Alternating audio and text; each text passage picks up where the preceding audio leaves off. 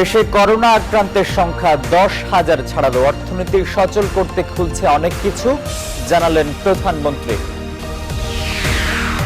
আক্রান্ত হচ্ছেন ফ্রন্টলাইনাররা। চট্টগ্রামে ভেটেরিনারি বিশ্ববিদ্যালয় ল্যাবে 8 জন ও বিআইটিআইডি ল্যাবে 5 জন শনাক্ত। সাহস আর আত্মবিশ্বাসী আনতে পারে সফলতা, জানালেন করোনা জয়ীরা। বরিশালের চিকিৎসক ও টেকনোলজিস্টের অনন্য দৃষ্টান্ত। বাম্পার ফলনেও স্বস্তি নেই কৃষকের। পানির দামের সবজি নিয়ে বিপাকে চাষিরা। বাজারের নিয়ন্ত্রণ মধ্যস্বত্বভোগীদের হাতে।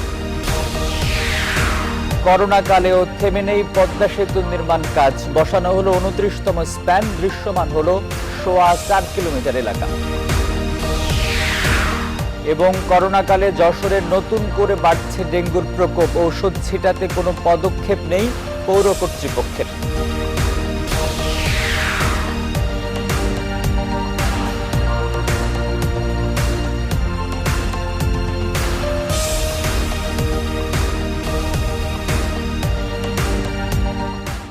রেইনবো অলরাউন্ডার এক্সটেরিয়র পেইন্ট, বাংলাদেশের আবহাওয়া উপযোগী একমাত্র পেইন্ট।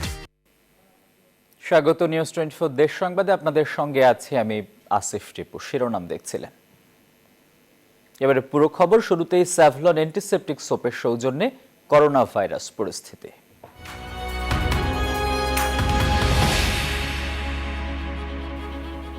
দেশে করোনা ভাইরাসে আক্রান্তের সংখ্যা 10,000 ছাড়িয়েছে। গত 24 ঘন্টায় 6,260টি নমুনা পরীক্ষা করে রেকর্ড 688 জনের শরীরে করোনা শনাক্ত হয়। আর নতুন করে প্রাণ হারিয়েছেন 5 জন। এ নিয়ে দেশে করোনায় মোট মৃত্যু হলো 182 জনের। দুপুরে স্বাস্থ্য অধিদপ্তরের নিয়মিত ব্রিফিংয়ে এসব তথ্য জানানো হয়। এ সময় জানানো হয়, করোনা জয় করে নতুন করে সুস্থ হয়ে বাড়ি ফিরে গেছেন 147 জন। গত 24 ঘন্টায় পরীক্ষা করেছি 6,260টি। আমাদের নমুনা সংগৃহীত হয়েছিল 6,315টি। এই নমুনা সংগ্রহ গত 24 ঘন্টার চেয়ে 21.11% বেশি। যে নমুনা আমরা পরীক্ষা করেছি এর মধ্যে গত 24 ঘন্টায় শনাক্ত হয়েছে 688 জন, এবং এ পর্যন্ত আমাদের শনাক্ত 10,000 ছাড়িয়ে গেল। আমাদের আজকের পর্যন্ত শনাক্ত 10,143 জন। গত 24 ঘন্টায় আরও 5 জন মৃত্যুবরণ করেছেন, এবং এ পর্যন্ত আমাদের মৃত্যু দাঁড়ালো 182 জন। প্রধানমন্ত্রী শেখ হাসিনা বলেছেন, মানুষের সুরক্ষা নিশ্চিত করে অর্থনীতির চাকা সচল করা হবে। আর এ লক্ষ্যে নেওয়া বেশ কিছু সিদ্ধান্ত শিগগিরই জানিয়ে দেয়া হবে। ঈদের আগে কেনাকাটার সুযোগ দেওয়া হবে বলে জানান প্রধানমন্ত্রী। তিনি বলেন, সংক্রমণ রোধে বিশ্ব স্বাস্থ্য সংস্থার পরামর্শ অনুযায়ী সব ধরনের ব্যবস্থা নিয়েছে সরকার। শাহ আলী জয়ের রিপোর্ট। উত্তরাঞ্চলীয় বিভাগ রংপুরের 8 জেলার ঊর্ধ্বতন সরকারি কর্মকর্তা আর জনপ্রতিনিধিদের সঙ্গে করোনা মোকাবেলায় করণীয় নির্ধারণ করতে প্রধানমন্ত্রীর এই ভিডিও কনফারেন্স। করোনায় স্থবির অর্থনীতিতে এই অঞ্চলে যেন খাদ্যাভাব বা মঙ্গা ফিরে না আসে তা নিশ্চিত করতে এ সময় সংশ্লিষ্টদের নির্দেশ দেন সরকার প্রধান। আয় উপার্জনের পথ নাই, তাদের জন্য আমরা কিছু নগদ আর্থিক সহায়তাও এই ঈদের আগে দিতে চাই। প্রধানমন্ত্রী বলেন, করোনায় অর্থনৈতিক কার্যক্রম সচল রাখতে শিগগিরই নতুন ঘোষণা আসছে। আমরা বেশ কিছু পদক্ষেপ নিয়েছি। ধীরে ধীরে আমরা কিছু কিছু জিনিস উন্মুক্ত করে দিচ্ছি। বিভিন্ন জেলা ভিত্তিক যে সমস্ত ছোটোখাটো ক্ষুদ্র শিল্প রয়ে গেছে সেগুলি তারা চালাতে পারবেন, সেভাবে আমরা নির্দেশনা দিয়েছি। মানুষের স্বাস্থ্যের দিকে নজর রেখে সেগুলি যেন পরিচালিত হতে পারে, তার জন্য যথাযথ পদক্ষেপ নেয়। এবং এ ব্যাপারে ইতিমধ্যে বেশ কতগুলি নির্দেশনা আপনারা খুব শিগগিরই পাবেন। এটা আমাদের ক্যাবিনেট ডিভিশন থেকে সেটা ঘোষণা দেওয়া হবে। সংক্রমণ রোধে সরকারের নেয়া নানামুখী কর্মকাণ্ড তুলে ধরেন সরকার প্রধান। 5 মে পর্যন্ত ঘোষণা দিয়েছিলাম, সেটাকে আমরা 15 মে পর্যন্ত বৃদ্ধি করতে চাচ্ছি।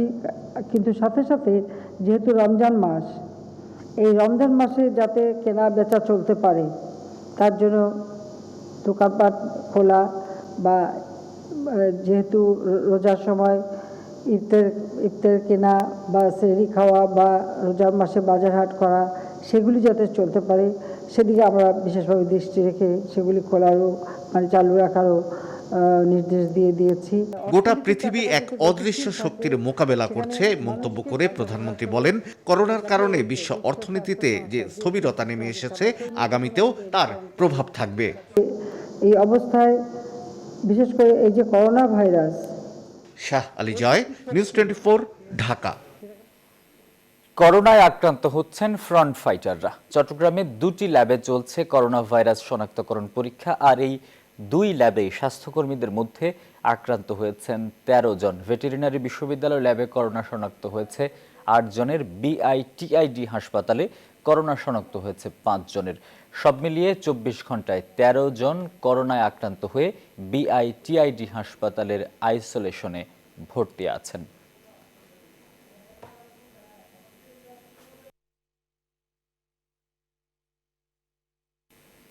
এ বিষয়ে বিস্তারিত জানাতে আমাদের সঙ্গে সরাসরি যুক্ত হবেন সহকর্মী নয়ন বড়ুয়া জয়। জয়, চট্টগ্রামে করোনা ভাইরাস শনাক্তকরণে 2টি ল্যাবেই আক্রান্ত হয়েছেন 13 জন।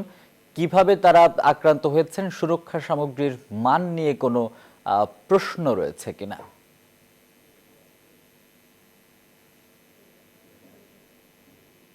ধন্যবাদ আসিফ টিপু, আপনি যথার্থই বলছেন। করোনা যেন কোনোভাবে ছাড়ছে না বন্দনগরী চট্টগ্রামের মানুষকে। এত সচেতনতার মধ্যেও কিন্তু দেখা যাচ্ছে প্রতিদিনই কিন্তু কোনো না কোনো জায়গায় সংক্রমিত হচ্ছে করোনায়। চট্টগ্রামে গতকাল আমরা যেখানে আপনি দেখতে পাচ্ছেন ভেটেরিনারি ও অ্যানিম্যাল সায়েন্স বিশ্ববিদ্যালয় যেখানে রয়েছে, এখানে একটি ল্যাব আছে। এই ল্যাবে কিছুদিন আগে থেকে তারা কিন্তু আসলে যে করোনা শনাক্তকরণ পরীক্ষা শুরু করেছেন, এমনকি প্রতিদিনও কিন্তু দেখা যাচ্ছে এই ল্যাব থেকেও কিন্তু অনেকটা শনাক্ত হচ্ছে। এমনকি গতকাল থেকে এই পর্যন্ত মানে 24 ঘন্টায় কিন্তু আসলে যে 8 জনকে তারা শনাক্ত করেছেন, তেমনিভাবে আরেকটি ল্যাব যখন প্রথম থেকে শুরু করেছিল বিআইটিআইডি হাসপাতালে, সেখানেও কিন্তু আসলে 5 জনকে শনাক্ত করা হয়েছে। সব মিলিয়ে বলা যায় পরিসংখ্যান বলছে 24 ঘন্টায় 13 জন শনাক্ত হয়েছে। তাহলে কিন্তু আপনি বুঝতে পারছেন চট্টগ্রামে এখনও পর্যন্ত সে করোনা যে আতঙ্ক, সে আতঙ্ক যেমনটা আছে তেমনিভাবে কিন্তু সংক্রমিত হচ্ছে। কিন্তু আসলে যে ল্যাবে যারা কাজ করছেন তাদের কিন্তু অনেকটা অভিযোগ রয়েছে। তারা বলছিলেন তাদের যে সুরক্ষিত যে পোশাকগুলি থাকার কথা রয়েছে, সেই সুরক্ষিত পোশাক কিন্তু আসলে সেভাবে কিন্তু তারা পেলেও কিন্তু আসলে সেই পোশাকের মান নিয়ে তাদের কিন্তু প্রশ্ন তুলেছেন। তারা বলছিলেন যে পোশাকগুলো তাদেরকে দেওয়া হয়েছে, সেই পোশাক কিন্তু আসলে খুব একটা কিন্তু আসলে মানসম্মত নয় বলে তারা জানিয়েছেন। সব মিলিয়ে বলা যায় কিন্তু আসলে যে চট্টগ্রামে যে হাসপাতালগুলো রয়েছে, করোনা হাসপাতাল নামে পরিচিত, সেই হাসপাতালগুলো বলতে আসলে চট্টগ্রাম জেনারেল হাসপাতালে এই পর্যন্ত কিন্তু 100 জনের কাছাকাছি আইসোলেশনে রয়েছে। এমনকি দুঃসংবাদ হলো আসিফ, আজকেও কিন্তু করোনায় আক্রান্ত হয়ে 1 জনের মৃত্যু হয়েছে। সব মিলিয়ে মৃত্যুর হার কিন্তু চট্টগ্রামে 8 জন পর্যন্ত হয়েছে বলে আমরা জানতে পেরেছি। এমনকি যে শনাক্তকরণ প্রক্রিয়া যেটা রয়েছে চট্টগ্রাম মেডিকেলের, সে শনাক্তকরণ কিন্তু প্রক্রিয়া কিন্তু তারা শুরু করার কথা থাকলেও কিন্তু চট্টগ্রাম মেডিকেলে এখনও পর্যন্ত তারা শুরু করতে পারেনি। এমনকি আইসিইউ এমনকি ভেন্টিলেটরের যে সমস্যা দেখা দিয়েছিল, সেই সমস্যাটা কিছুটা কেটে উঠেছে। এমনকি 18টি বেড নিয়ে কিন্তু আসলে আইসিইউ কার্যক্রম তারা শুরু করেছে জেনারেল হাসপাতালে। এমনকি গতকাল সিভিল সার্জন যেমনটা আমাদেরকে জানিয়েছেন, তারা বলছিলেন কিন্তু আসলে যে জেনারেল হাসপাতাল যেখানে রয়েছে সেখানে কিন্তু আইসিইউতে 3 জন ভর্তি রয়েছে। সব মিলিয়ে বলা যায় আইসিইউর যে সমস্যাটা রয়েছে কিছুটা কেটেছে। এমনকি চট্টগ্রামের আরও বেসরকারি যে হাসপাতালগুলো রয়েছে, কয়েকটি হাসপাতালে আইসিইউ তারা কিন্তু আসলে নির্ধারিত করে রেখেছেন। খুব খারাপ অবস্থা যদি হয় তাহলে কিন্তু সেই আইসিইউতে রাখবে বলে আমাদেরকে জানিয়েছেন সিভিল সার্জন। তো এ ছিল আমার এখানকার সর্বশেষ। ফিরে যাচ্ছি স্টুডিওতে আসিফ টিপুর কাছে। জয়, আপনাকে ধন্যবাদ যুক্ত হওয়ার জন্য। সহকর্মী নয়ন বড়ুয়া জয় চট্টগ্রাম থেকে আমাদের সঙ্গে সরাসরি যুক্ত ছিলেন। ব্রাহ্মণবাড়িয়ার নবীনগরে একই পরিবারের 12 জন করোনা ভাইরাসে আক্রান্ত হয়েছেন। সোমবার নতুন করে ওই পরিবারের 10 জনের করোনা ভাইরাস শনাক্ত হয়। আগে থেকে ওই পরিবারটির আক্রান্ত 2 সদস্য ঢাকায় চিকিৎসাধীন আছেন।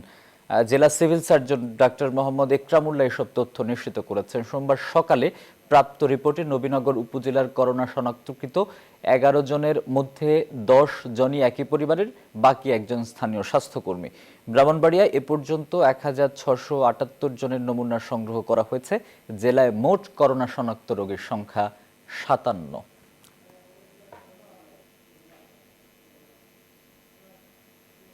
করোনা উপসর্গ নিয়ে নোয়াখালী ও বরিশালে 2 জনের মৃত্যু হয়েছে।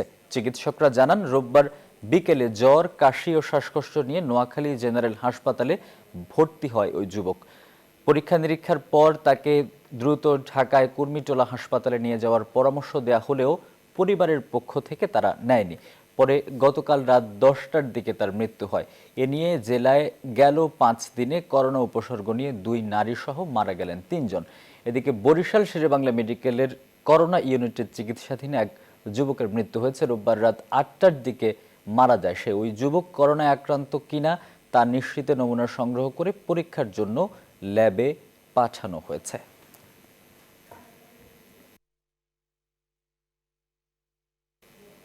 বরিশালে করোনা জয় করে বাড়ি ফিরেছেন 2 জন। 20 দিনের চিকিৎসা এবং নিয়মানুবর্তিতায় সুস্থ হয়ে এবার সবার অনুপ্রেরণা হয়েছেন তারা। তাদের মতে ভয় করলে হবে না করোনা জয়, থাকতে হবে প্রবল সাহস আর আত্মবিশ্বাস, মানতে হবে স্বাস্থ্যবিধি আর ডাকতে হবে সৃষ্টিকর্তাকে। রাহাত খানের তথ্য এবং ছবিতে ডেস্ক রিপোর্ট। গত 12 এপ্রিল বরিশাল শেরেবাংলা মেডিকেলে চিকিৎসাধীন 2 রোগীর শরীরে প্রথমবারের মতো করোনা শনাক্ত হয়। বরিশালের মেহেন্দিগঞ্জের আব্দুর রব মুন্সির বয়স 60 বছর এবং বাকিরগঞ্জের বজলুর রশিদের বয়স 55 বছর। 20 দিনের চিকিৎসায় সুস্থ হয়ে ছাড়পত্র পেয়ে নিজ বাড়ি ফিরেছেন তারা। তাদের মতে সাহস, শক্তি আর আত্মবিশ্বাস হারালে চলবে না। স্বাস্থ্যবিধিগুলো যথাযথভাবে অনুসরণ করলেই করোনাকে জয় করা সম্ভব। মনোবল রাখিয়া 5 ওয়াক্ত রোজা নামাজ করছি, আর গরম পানি দিয়া গড়গড়া করছি, গরম পানি খাইছি, লেবু খাইছি, অন্য ফল-ফুল খাইছি। করোনা মানে একটা কিছুই না। এটা শুধু নিজের মনকে সবল রাখা আর ঠিকমতো খাওয়া দাওয়া করা এবং ফল ফ্রুট বেশি বেশি খাওয়া, পানি বেশি বেশি খাওয়া। এদিকে স্বাস্থ্যবিধি মেনে চলায় আক্রান্তদের সেবা যত্ন করেও করোনা মুক্ত রয়েছেন তাদের স্বজনরা। তার সাথে একাত্রে থাকি, চলাফেরা করি, কিন্তু আমার কোনো আল্লাহর রহমতে কোনো ক্ষতি হয় না। বরিশাল বিভাগে 125 জন করোনা রোগী শনাক্ত হয়েছে। এদের মধ্যে এখন পর্যন্ত সুস্থ হয়ে বাড়ি ফিরেছেন 29 জন। Desk report, news 24। বরিশালে ফ্রন্টলাইন করোনা যোদ্ধা হিসেবে দৃষ্টান্ত স্থাপন করেছেন 2 জন চিকিৎসক এবং 2 জন টেকনোলজিস্ট। জীবনের ঝুঁকি নিয়েই বিপর্যয়ে মানব সেবায় নিজেদের বিলিয়ে দিচ্ছেন তারা। তবে কোনো প্রশংসা পাওয়ার জন্য নয়, মানবিকতা ও দায়িত্ববোধ থেকে কাজ চালিয়ে যাওয়ার কথা বলছেন তারা। রাহাত খানের তথ্য এবং ছবিতে আরও একটি রিপোর্ট। দ্বীপজেলা ভোলার মনপুরায় স্বাস্থ্য কমপ্লেক্সে ল্যাব ও টেকনোলজিস্ট না থাকায় এক বেসরকারি ল্যাবকে নমুনা সংগ্রহ করতে বলেছিলেন ডাক্তার মাহমুদুর রশিদ। তবে তারা রাজি না হওয়ায় নিজেই করোনা সন্দেহভাজনদের নমুনা সংগ্রহে নামেন। এ পর্যন্ত 14 জনের নমুনা সংগ্রহ করেছেন তিনি। এই দুর্যোগের সময় নিজের দায়িত্ববোধ থেকেই মানুষের পাশে থাকতে চান বলেও জানান তিনি। জনবল না থাকা সত্ত্বেও একটি দায়িত্ববোধ এবং অন্য স্বাস্থ্যকর্মীদেরকে অনুপ্রাণিত করার জন্য আমি নিজের এই স্যাম্পেল কালেকশনের দিকে মনোযোগী হই, কারণ আমাদেরকে যে কোনোভাবেই হোক এখানে করোনা আছে কি নাই জনগণকে আশ্বস্ত করা একটি রাষ্ট্রীয় দায়িত্ব। এদিকে করোনা মহাদুর্যোগে সেবা দেওয়ার অনন্য দৃষ্টান্ত স্থাপন করেছেন বরগুনার চিকিৎসক কামরুল আজাদ। তিনি রোগীদের সেবা দেওয়ার পাশাপাশি সহকর্মীদের করোনা বিষয়ে প্রশিক্ষণ এবং রোগীদের নিজের টাকায় কিনে দিচ্ছেন পুষ্টিকর খাবার। বরিশাল শেরেবাংলা মেডিকেল কলেজ হাসপাতালে গত 27 মার্চ থেকে করোনা ভাইরাসের পরীক্ষা শুরু হয়। ওই দিন থেকে নমুনা সংগ্রহের কাজ একাই করছেন টেকনোলজিস্ট বিভূতিভূষণ হালদার। এ পর্যন্ত 3 শতাধিক ব্যক্তির নমুনা সংগ্রহ করেছেন তিনি। মানবিক দায়িত্বের জায়গা থেকে জীবনের ঝুঁকি জেনেও এই কাজ করছেন বলে জানান তিনি। সকলের দোয়া, আন্তরিকতা, ভালোবাসা নিয়ে শুধুমাত্র কোভিড-19 রোগী নয়, দেশ তথা জাতি ও মানুষের কল্যাণে জীবের পাশে থাকতে চাই। এদিকে সহকর্মীদের প্রশিক্ষণ দেওয়ার পাশাপাশি একা প্রায় 50 জনের নমুনা সংগ্রহ করে নজর কেড়েছেন পটুয়াখালী সিভিল সার্জন কার্যালয়ের ল্যাব টেকনোলজিস্ট আব্দুর রশিদ। আর এমন স্বাস্থ্যকর্মীদের অনুসরণ করতে বলছেন বিভাগীয় স্বাস্থ্য পরিচালক। তারা যে কাজ করছে আমাদের সব স্বাস্থ্যকর্মী তাদেরকে অনুসরণ করা উচিত। তাহলেই আমাদের এই যে কোভিড যে যুদ্ধে আমরা নেমেছি সেই কোভিড যুদ্ধে আমরা জয়লাভ করতে সক্ষম হব বলে আমি আশা করি। দেশে গতকাল পর্যন্ত করোনা আক্রান্ত হয়েছে 9,455 জন। Desk report, news 24। এদিকে যতদিন যাচ্ছে ততই জীবিকার তাগিদের কাছে হেরে যাচ্ছে ভয়। জীবন বাঁচাতে প্রয়োজনে রাস্তায় নেমে আসছেন মানুষ। বিস্তারিত জানাতে রাজধানী ও রাজধানীর বাইরে থেকে আমাদের সহকর্মীরা যুক্ত হবেন। রাজধানীর মানিক মি এভিনিউ থেকে যুক্ত হবেন সহকর্মী মৌ খন্দকার এবং সাভার থেকে নাজমুল হুদা। আমরা শুরুতেই মৌয়ের কাছে যেতে চাই। মৌ, জীবিকার তাগিদে সড়কে নামছে মানুষ, কি চিত্র দেখছেন রাজধানী ঢাকার?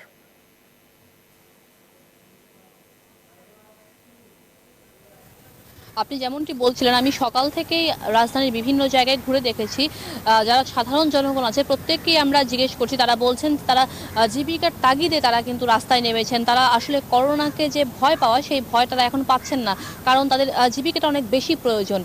বিশেষ করে যারা রাজধানীতে যারা রিক্সা চালক আছে তাদের সঙ্গে আমরা কথা বলেছি, তারাও বলছেন যে বাসায় বসে থাকলে তাদেরকে কেউ খাবার আসলে দেওয়া হবে না, যার কারণে তারা জীবিকার তাগিদেই বের হয়েছেন। আর এদের এই যারা জীবিকার তাগিদে যারা বের হচ্ছেন তাদেরকে সেই দূরত্ব, নিরাপদ দূরত্ব নিশ্চিত করতে এখানে আমরা দেখতে পেয়েছি যে র্যাব যারা এবং আইন শৃঙ্খলা বাহিনীর সদস্যরা আছে, সশস্ত্র বাহিনী থেকে শুরু করে সবাই তারা একযোগে কাজ করে যাচ্ছেন। আপনি দেখতে পাচ্ছেন যে আমি আছি এই মুহূর্তে সংসদ ভবনের সামনে এবং এখানে র্যাব 2 চেকপোস্ট বসানো হয়েছে। সেখানে যারা সাধারণ মানুষ যারা বাইরে বের হয়েছে তাদের প্রত্যেককেই প্রশ্ন করা হচ্ছে। তারা বলছেন যে তারা জীবিকার তাগিদে যারা বের হয়েছেন তাদেরকে নিরাপদ দূরত্ব বজায় রেখে তাদেরকে যেতে বলা হচ্ছে এবং সচেতন করা হচ্ছে। বিশেষ করে যারা সচেতন হচ্ছেন না তাদেরকে বোঝানো হচ্ছে তারা যেন সচেতন হয়।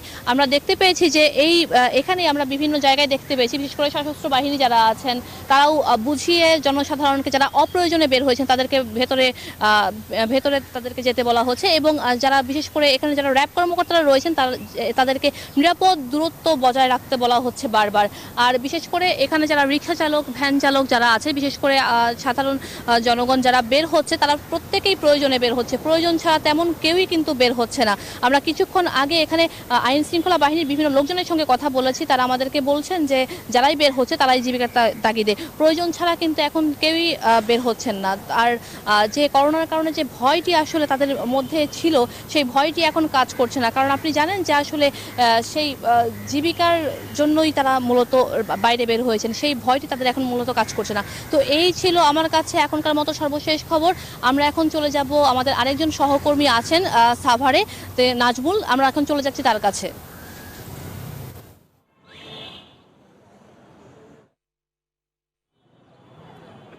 ধন্যবাদ মৌ, আপনি যেমনটি বলছিলেন রাজধানীর সর্বশেষ খবর এবং আমি এখন রয়েছি সাভারে কিন্তু নিম্ন আয়ের মানুষ কিন্তু এখন আর ঘরে থাকতে চাচ্ছে না এবং করোনার ভয় তাদের মধ্যে এখন নেই এবং জীবন যুদ্ধে কিন্তু তারা মাঠে নেমেছে এবং তাদের যে সংসার এখন চলছে না এবং মানুষের কাছে যে সাহায্যের জন্য যে হাত বাড়িয়ে তারা এখন বাইরে আর সাহায্য এখন আর ত্রাণ সামগ্রী এখন আর আগের মতো পায় না, যার কারণে এখন এই মানুষগুলি কিন্তু এখন ঘরের থেকে বাইরে বের হয়ে এসেছে এবং তারা কিন্তু এখন জীবন যুদ্ধে আসলে নেমে পড়েছে। আমি একটু কথা বলতে চাই, আপনারা কেন এখন আপনারা বাইরে, কেন ঘরে না থেকে বাইরে কেন? আমরা কিসের করোনার ভয় করবো, আমরা এখন জীবন বাঁচানোর চিন্তায় আছি, বড় চিন্তায়। এখন আমাদের ত্রাণ পাইতেছি না, এখন আমরা মনে করেন ঘরে থাকতে পারতেছি না, এই কারণে আমরা এখন বাইরে বেরিয়ে এসেছি। আমাদের এখন জীবন বাঁচানো সবচেয়ে বড় দরকার।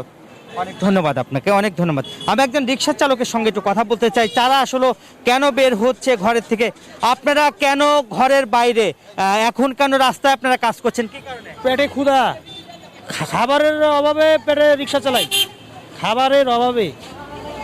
আমাদের ঘরে তো খাবার নাই, রিক্সা না চালালে খামু করতে গিয়ে। অনেক ধন্যবাদ আপনাকে। যেমনটা আসলে বলছিলেন, এই মানুষগুলি কিন্তু তারা খাবারের জন্য তারা হাহাকার করছে এবং এখন আর ঘরে তারা থাকতে চায় না, এখন তারা বাইরে কিন্তু জীবনের জন্য এরকম যুদ্ধ করতে কিন্তু এখন করোনার ভয়ে তারা আসলে থাকতে চায় না। এই ছিল আমার কাছে সাভারের সর্বশেষ খবর। চলে যাচ্ছে এখন স্টুডিওতে আসিফের কাছে। আসিফ। নাজমুল, আপনাকে ধন্যবাদ যুক্ত হওয়ার জন্য। দর্শক, আপনারা দেখছিলেন দিন যত যাচ্ছে ততই জীবিকার তাগিদের কাছে হেরে যাচ্ছে করোনার সংক্রমণের ভয়। মানুষ রাস্তায় বেরিয়ে আসছেন জীবন বাঁচাতে, জীবিকার তাগিদে মানুষ রাস্তায় বেরিয়ে আসছেন। সহকর্মীরা সেই খবর জানাচ্ছিলেন, রাজধানীর খবর জানাচ্ছিলেন মৌ খন্দকার এবং রাজধানীর অদূরে সাভার থেকে যুক্ত ছিলেন সহকর্মী নাজমুল হুদা। এদিকে পাটুরিয়া দৌলতদিয়া নরুট দিয়ে দেশের দক্ষিণ পশ্চিমাঞ্চলের ২১ জেলার কর্মমুখী মানুষ রাজধানীতে ফিরছেন। তবে সামাজিক দূরত্ব না মেনেই ফেরিতে ওঠানামা করছেন যাত্রীরা। করোনা ভাইরাসের সংক্রমণের ঝুঁকি নিয়ে এসব লোকজন নদী পার হয়ে পাটুরিয়া এসে বিভিন্নভাবে ঢাকার দিকে ছুটছেন। গণপরিবহন বন্ধ থাকায় রিকশা, ভ্যান, ট্রাক, মোটরসাইকেল এমনকি পায়ে হেঁটেই কর্মস্থলের দিকে ছুটছেন তারা। বিআইডব্লিউটিসির কর্মকর্তারা জানান, অ্যাম্বুলেন্স, জরুরি পণ্যবাহী ট্রাক পারাপারের জন্য ৬টি ফেরি চালু রাখা হয়েছে। তবে গতকালের চেয়ে আজ যাত্রীর চাপ একটু বেশি বলেও জানান তারা।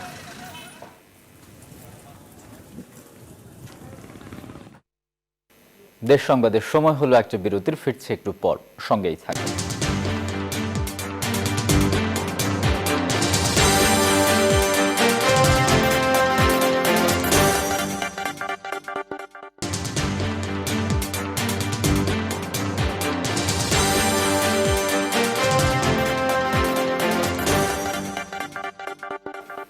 স্বাগত আরও একবার, দেখছেন নিউজ 24 দেশ সংবাদ। করোনার সংক্রমণ রোধে দেশ জুড়ে চলছে অঘোষিত লকডাউন। কাজকর্ম বন্ধ থাকায় বিপাকে পড়েছেন দিনমজুর, রিকশা চালক ও অসচ্ছল মানুষ। দেশের এই সংকটকালীন সময়ে কুমিল্লায় অসহায় দুস্থ মানুষের পাশে দাঁড়িয়েছে স্বেচ্ছাসেবী টিম সংসপ্তক। নাঙ্গলকোট উপজেলায় এই টিম খাবার পৌঁছে দিচ্ছে অসহায় মানুষদের ঘরে ঘরে। সকাল থেকে গভীর রাত পর্যন্ত খাদ্য সহায়তা দিয়ে যাচ্ছেন তারা। হুমায়ুন কবির জীবনের তথ্য এবং ছবিতে ডেস্ক রিপোর্ট।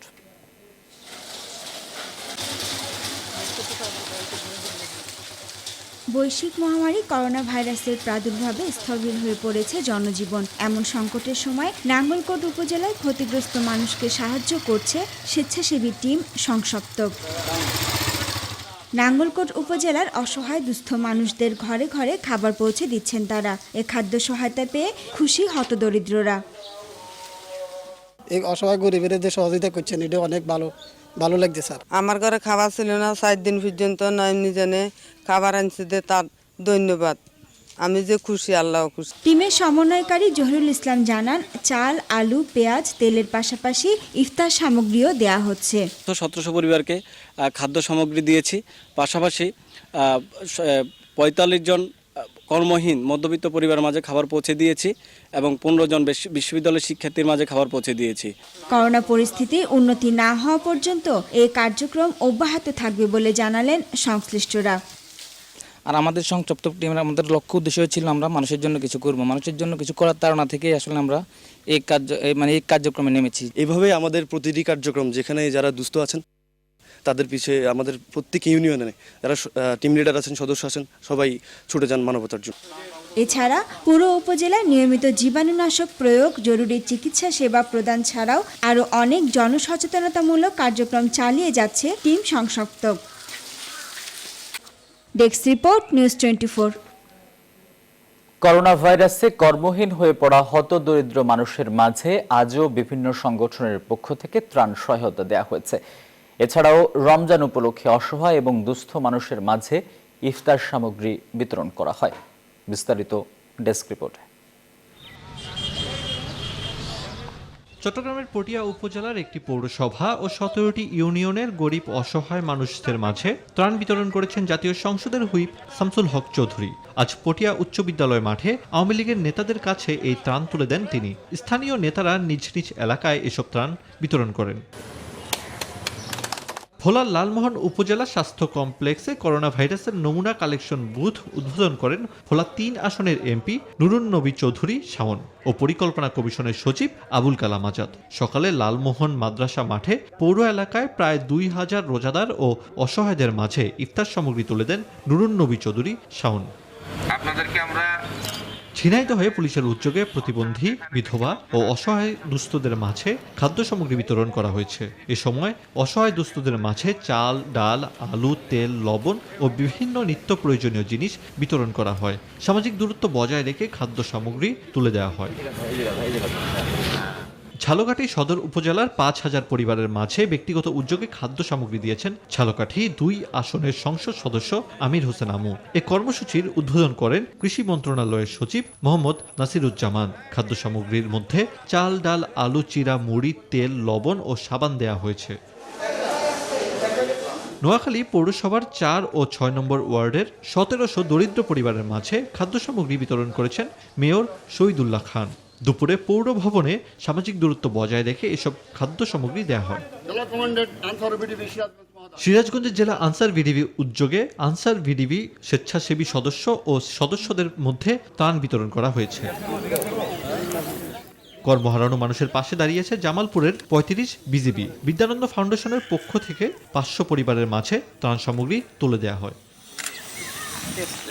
সরকারি ত্রাণ বিতরণে কোনো অনিয়ম হলে কঠোর ব্যবস্থা নেওয়া হবে বলছেন আওয়ামী লীগের সাংগঠনিক সম্পাদক মির্জা আজম। সরকারের পাশাপাশি কর্মহীন মানুষের পাশে দাঁড়াতে সমাজের বিত্তবানদের প্রতি আহ্বান জানান তিনি। Desk report, news 24। এদিকে বরিশাল নগরীর অর্ধ শতাধিক মসজিদের ইমামদের মাঝে খাদ্য ও ইফতার সামগ্রী বিতরণ করেছেন জেলা প্রশাসক। শেরেবাংলা মেডিকেলের চিকিৎসক, নার্স ও টেকনোলজিস্টদের জন্য N95 মাস্ক, পিপি ও 1000 সার্জিক্যাল মাস্ক জেলা প্রশাসনের মাধ্যমে সংশ্লিষ্ট কর্তৃপক্ষের কাছে হস্তান্তর করেছে নগরীর বিসিক শিল্প এলাকার ফরচুন শুজ নামের একটি প্রতিষ্ঠান। ত্রাণের দাবিতে রংপুর ও রাজশাহীতে আজও বিক্ষোভ করেছেন শ্রমিকরা। সকালে রংপুর সিটি কর্পোরেশন কার্যালয় ঘেরাও করে বিক্ষোভ করে শত শত শ্রমিক। সিটি কর্পোরেশনের প্রধান ফটক বন্ধ করে দিয়ে সড়ক অবরোধ করে তারা। পরে সিটি মেয়রের খাদ্য সহায়তা দেওয়ার আশ্বাসে অবরোধ তুলে নেয় শ্রমিকরা। তাদের অভিযোগ, লকডাউনের কারণে গেল 1.5 মাস ধরে কাজ করতে পারছেন না তারা। পরিবার পরিজন নিয়ে অনাহারে অর্ধাহারে দিন কাটালেও পাননি কোনো খাদ্য সহায়তা। এদিকে রাজশাহী নগরীতে ত্রাণের দাবিতে বিক্ষোভ করেছেন নিম্ন আয়ের মানুষ। সকাল 9টা থেকে 11টা পর্যন্ত নগরীর পঞ্চবটি, হাদির মোড় ও কেদুর মোড় এই পৃথক 3টি স্থানে সড়ক অবরোধ করে বিক্ষোভ করেন তারা। বাড়িতে খাবার নেই, তাই বাধ্য হয়ে ত্রাণের দাবিতে রাস্তায় নেমেছেন বলে জানান তারা।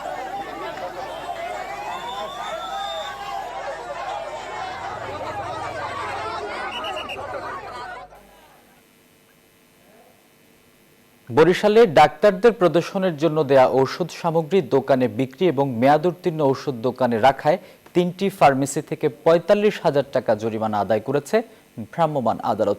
এছাড়া অতিরিক্ত মূল্যে নিত্যপণ্য বিক্রি এবং মূল্য তালিকা প্রদর্শন না করায় 3টি মুদি দোকান থেকে 3,000 টাকা জরিমানা আদায় করা হয়েছে। জেলা প্রশাসনের নির্বাহী ম্যাজিস্ট্রেট মোহাম্মদ জিয়াউর রহমানের নেতৃত্বে সকাল থেকে দুপুর পর্যন্ত নগরীর কাঠপট্টি এবং নগরীর উপকণ্ঠ তালতলি এলাকায় এই অভিযান পরিচালিত হয়। নির্বাহী ম্যাজিস্ট্রেট জানান, স্যাম্পল ঔষধ বিক্রির জন্য ফার্মেসিতে প্রদর্শন করায় নগরীর কাঠপট্টির 2টি ফার্মেসি থেকে 20,000 করে 40,000 এবং মেয়াদোত্তীর্ণ ঔষধ রাখায় একটি ফার্মেসি থেকে 5,000 টাকা জরিমানা আদায় করা হয়। অতিরিক্ত মূল্যে নিত্যপণ্য বিক্রি এবং মূল্য তালিকা প্রদর্শন না করা 3টি মুদি দোকান থেকে 1,000 টাকা করে 3,000 টাকা জরিমানা আদায় করেছে ভ্রাম্যমাণ আদালত।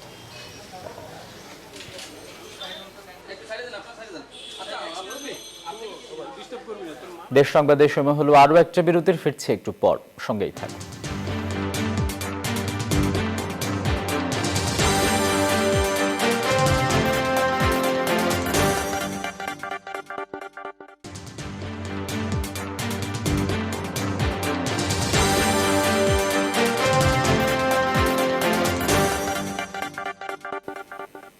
আবারও স্বাগত, দেখছেন নিউজ 24 দেশ সংবাদ। চট্টগ্রামে করোনায় কেড়ে নিচ্ছে সবজি চাষিদের বেঁচে থাকার স্বপ্ন।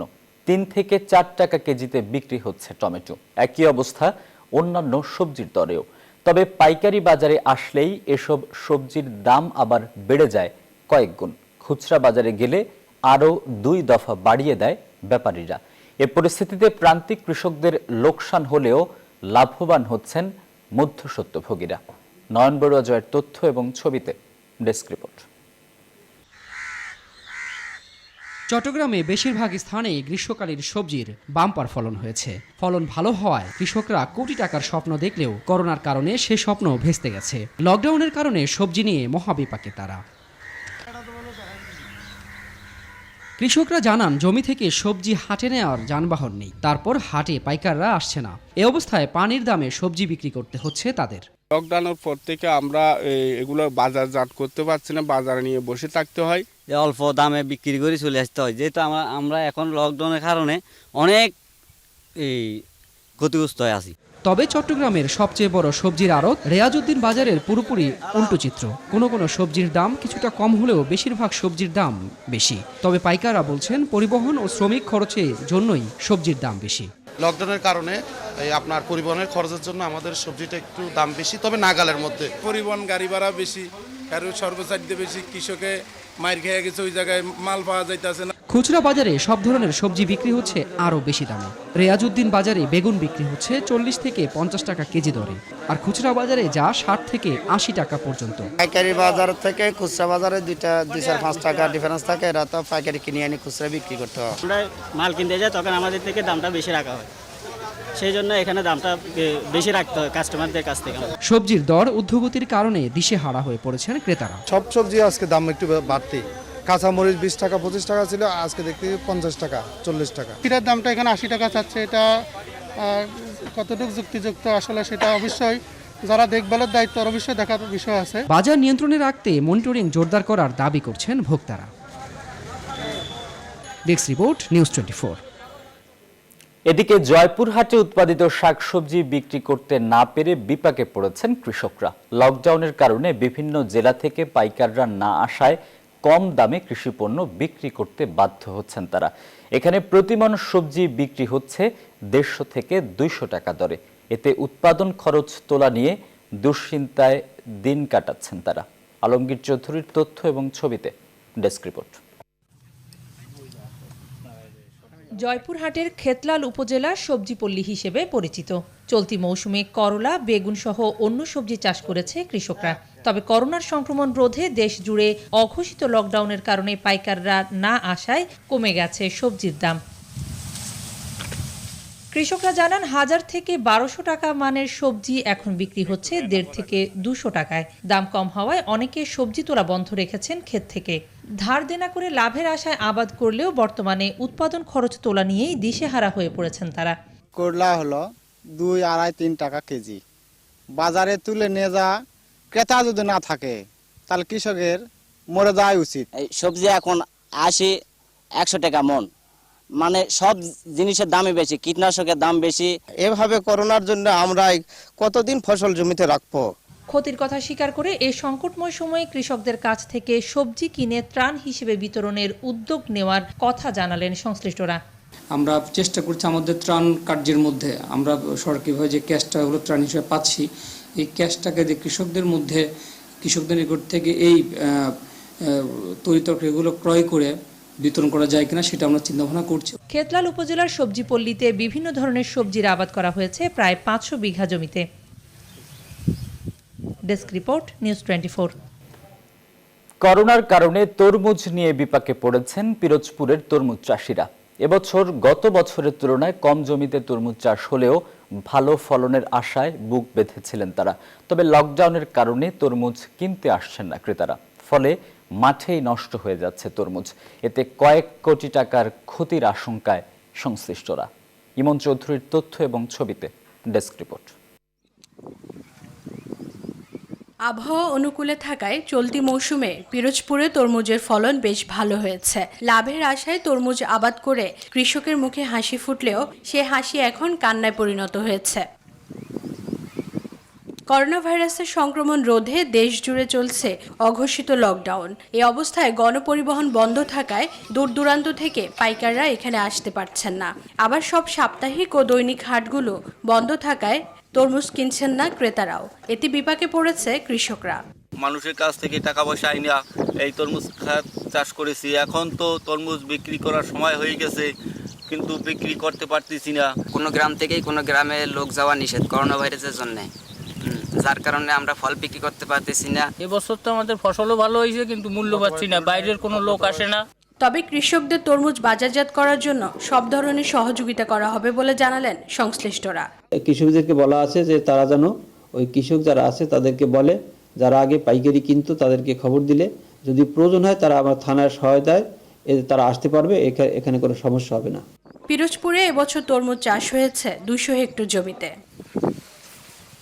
Desk report, news 24।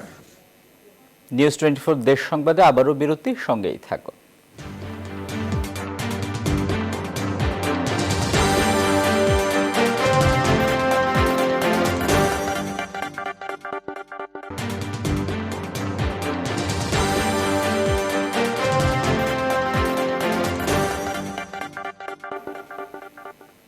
দেখছেন নিউজ 24 দেশ সংবাদ। চলতি মে মাস জুড়ে দেশে কালবৈশাখী, বজ্রপাত সহ ভারী বৃষ্টি, শিলাবৃষ্টির আশঙ্কা রয়েছে। বয়ে যেতে পারে মৃদু থেকে তীব্র তাপদাহ। এছাড়াও এ মাসে বঙ্গোপসাগরে দুটি নিম্নচাপ সৃষ্টি হতে পারে, যার একটি ঘূর্ণিঝড়ে রূপ নেয়ার আশঙ্কা করছে আবহাওয়া অফিস। নিউজ 24-কে এসব তথ্য জানিয়েছেন আবহাওয়াবিদ মোহাম্মদ রাশেদুজ্জামান। আরও জানাচ্ছেন তানসির মেহেদি। এপ্রিলে দেশ জুড়ে ছিল বৃষ্টি। আবহাওয়া অফিস বলছে স্বাভাবিকের চেয়ে যা ছিল 20% বেশি, আর উপকূলে বৃষ্টির পরিমাণ ছিল 30 থেকে 40% বেশি। তাপীয় লঘুচাপের কারণে এপ্রিলে গরমও অনুভূত হয়েছে ভালোই। এসব বিশ্লেষণ করে মে মাসের পূর্বাভাস দিয়েছে আবহাওয়া অফিস। বলা হয়েছে, এ মাসের স্বাভাবিক বৃষ্টিপাতের সম্ভাবনা থাকলেও দেশের উত্তর মধ্যাঞ্চলে তীব্র কালবৈশাখীর আশঙ্কাও রয়েছে। রংপুর, রাজশাহী থেকে ঢাকা পর্যন্ত এই এলাকাটাতে 2 থেকে 3 দিন মাঝারি থেকে তীব্র কালবৈশাখী, আর দেশের অন্যান্য এলাকাগুলোতে 3 থেকে 4 দিন হালকা থেকে মাঝারি কালবৈশাখী ঝড় হওয়ার সম্ভাবনা আছে। মৃদু থেকে তীব্র তাপপ্রবাহ বয়ে যাওয়ার কথাও বলা হয়েছে পূর্বাভাসে। এই সময়ে দেশের উত্তর পশ্চিমাঞ্চলে একটা তীব্র তাপপ্রবাহ, অন্যান্য এলাকাতে 1 থেকে 2টা মৃদু থেকে মাঝারি ধরনের তাপপ্রবাহর সম্ভাবনা রয়েছে। এ মাসে বঙ্গোপসাগরে তৈরি হতে পারে দুটি নিম্নচাপ, যার একটি ঘূর্ণিঝড়ে রূপ নিতে পারে। আন্দামান সাগরের ঘূর্ণিঝড় আমফান এখনও অপরিণত, তাই আপাতত আশঙ্কা নেই বলছেন আবহাওয়াবিদরা। এই মে মাসে বঙ্গোপসাগরে 2টা নিম্নচাপের সৃষ্টি হতে পারে, তার মধ্যে একটা ঘূর্ণিঝড়ের রূপ নেওয়ার সম্ভাবনা আছে। ভারী বৃষ্টিপাতের কারণে দেশের উত্তর পূর্বাঞ্চলে আকস্মিক বন্যা পরিস্থিতি তৈরির আশঙ্কাও করা হয়েছে পূর্বাভাসে। তানজির মেহেদি, নিউজ 24, ঢাকা। করোনা পরিস্থিতির মধ্যেও থেমে নেই পদ্মা সেতু নির্মাণযজ্ঞ। সকালে পদ্মা সেতুর 29তম স্প্যান বসানো হয়েছে। এর মধ্য দিয়ে দৃশ্যমান হলো মূল সেতুর 4350 মিটার। সংশ্লিষ্টরা জানান, রোববার সকাল 8টার দিকে মাওয়া কনস্ট্রাকশন এরিয়া থেকে ভাসমান ক্রেন তিয়ান-ইর মাধ্যমে স্প্যানটি নেওয়া হয় পদ্মা সেতুর 19-20 নম্বর পিলারের কাছে মুন্সিগঞ্জের মাওয়া প্রান্তে। সেতুর 29তম স্প্যানটি সকালে পিলার 19 এবং 20-এর উপর স্থাপন করা হয়। 28তম স্প্যান বসানোর 24 দিনের মাথায় বসানো হলো এই স্প্যানটি। 2014 সালের ডিসেম্বরে পদ্মা সেতু নির্মাণ কাজ শুরু হয়। মূল সেতু নির্মাণের জন্য কাজ করছে চীনের ঠিকাদারি প্রতিষ্ঠান China Major Bridge Engineering Company ও নদী শাসনের কাজ করছে দেশটির আরেকটি প্রতিষ্ঠান সিনো হাইড্রো কর্পোরেশন। যশোরে মশার উপদ্রব বেড়েই চলেছে। দিনে রাতে মশার অত্যাচারে অতিষ্ঠ নগরবাসী। স্থানীয়দের অভিযোগ, পৌর কর্তৃপক্ষের পক্ষ থেকে ঔষধ না ছেটানো এবং নালা নর্দমা পরিষ্কার না করায় দিন দিন মশার বংশবিস্তার বাড়ছে। এ পরিস্থিতিতে করোনার মধ্যেই ডেঙ্গুর প্রকোপ হতে পারে বলে আশঙ্কায় অনেকে। রিপন হোসেনের তথ্য এবং ছবিতে ডেস্ক রিপোর্ট। যশোরের বিভিন্ন স্থানে বেড়েছে মশার উপদ্রব। এতে ডেঙ্গু সহ মশাবাহিত বিভিন্ন রোগে আক্রান্ত হওয়ার আশঙ্কা করছে অনেকে। মশায় খুব যন্ত্রণা জ্বালাতন করতেছে, বাচ্চারা পড়াশোনা করতে পারতেছে না। মশার যে পরিস্থিতি ভাই, গোলপ 6টা জ্বালালেও পাশ থেকে মশা যায় না। স্থানীয়দের অভিযোগ, মশা নিধনে পৌর কর্তৃপক্ষ কোনো উদ্যোগ না নেয়ায় সড়ক মহাসড়কের পাশে জলাবদ্ধ স্থান, ময়লার ভাগাড় সহ নগরের বিভিন্ন স্থানে মশার বিস্তার ঘটেছে। অসহনীয় হয়ে উঠেছে জনজীবন। উদ্যোগ না থাকার কারণে আমরা পৌরসভায় যারা বসবাস করতেছি আসলে মশার উৎপাতে খুব ক্ষতিগ্রস্ত হচ্ছে। সার্বিক অবকাঠামোর যথেষ্ট উন্নয়ন হলেও আমাদের মনে করেন পৌর মেয়র মশা নিধনে একেবারে পুরোপুরি ব্যর্থ বলা যায়। তবে স্থানীয়দের অভিযোগ নাকচ করে মশা নিধনে পদক্ষেপ নেওয়া হচ্ছে বলে জানালেন এই জনপ্রতিনিধি। 15 দিন 20 দিন আগের থেকে শুরু হয়েছে, ওটা অব্যাহত আছে, কারণ যেহেতু ডেঙ্গুর প্রভাব রয়ে গেছে এই কারণে আমরা মশা নিধনটা কন্টিনিউ করে যাচ্ছি। সম্প্রতি যশোর শহরের ওয়াবদা এলাকার গোলাম রহমান ডেঙ্গুতে আক্রান্ত হয়ে স্থানীয় একটি ক্লিনিকে ভর্তি হন। সেখানে অবস্থার অবনতি হলে উন্নত চিকিৎসার জন্য তাকে ঢাকা পাঠানো হয়। গত বছর ডেঙ্গুতে আক্রান্ত হয়ে যশোরে মৃত্যু হয় 17 জনের। Desk report, news 24। আর এই ছিল দেশ সংবাদের আজকের আয়োজন। এতক্ষণ সঙ্গে থাকার জন্য ধন্যবাদ সবাইকে।